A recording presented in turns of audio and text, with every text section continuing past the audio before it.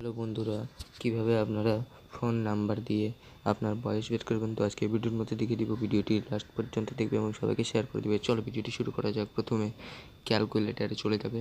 ক্যালকুলেটারে চলে যাওয়ার পর আপনার মোবাইল নাম্বারের লাস্টের দুটো অক্ষর নিয়ে নেবে। আমি নিয়ে নিচ্ছি।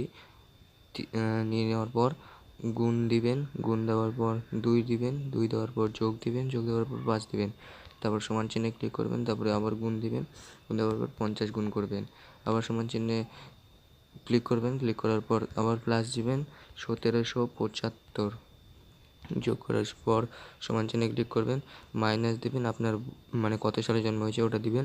তো আমি দিয়ে দিচ্ছি। দিয়ে দেওয়ার পর এই যে সমান চিহ্নে ক্লিক করবেন, আপনি এখানে দেখতে পাবেন এই যে আপনার মোবাইল নাম্বার, আর পরেরটা আপনি দেখতে পাবেন এই যে আপনার বয়স। তো গাইজ, ভিডিওটি ভালো লাগলে একটা লাইক এবং সাবস্ক্রাইব করে দেবেন এবং সবাইকে শেয়ার করে দেবেন।